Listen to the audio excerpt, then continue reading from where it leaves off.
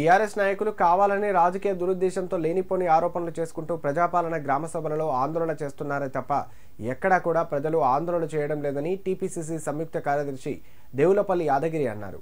గత 4 రోజులుగా జరుగుతున్న ప్రజాపాలన గ్రామ సభలలో బీఆర్ఎస్ పార్టీ నాయకులు ప్రజలను తప్పుదోవ పట్టించే ప్రయత్నాలు చేస్తూ వారిని భయభ్రాంతులకు గురి చేస్తున్నారని ఆయన ఆరోపించారు. సిద్దిపేట జిల్లా నంగునూరు మండలం ఆంక్షాపూర్ గ్రామంలో మీడియా సమావేశంలో ఆయన మాట్లాడారు.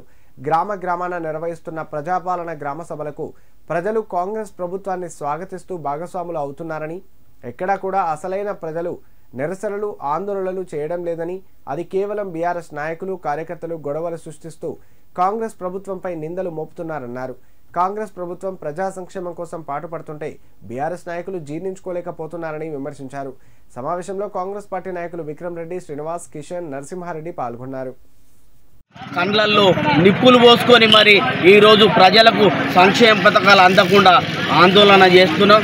మరి నువ్వు ఒక ప్రజాప్రతినిధిగా మరి ఓటర్లు వేసిన ప్రజలకు న్యాయం చేయాల్సింది, ఓట్లేసిన ప్రజలకు న్యాయం చేయాల్సింది పోయి మరి అడ్డుకోమని, ఆందోళన చేయమని, మరి ధర్నాలు చేయమని చెప్పడం బహిరంగంగా మరి ఒక ప్రకటన రిలీజ్ చేయడం, కార్యకర్తలకు చెప్పడం సిగ్గుచేటు.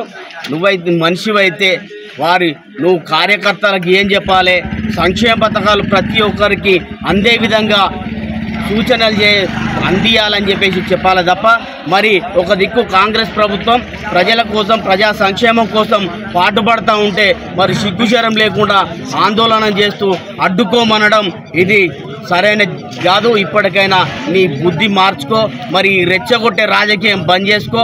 ఇకనైనా కాంగ్రెస్ ప్రభుత్వం ఎప్పుడైనా ప్రజల పక్షాన నిలబడి మరి ప్రజల కోసమే పనిచేస్తుంది.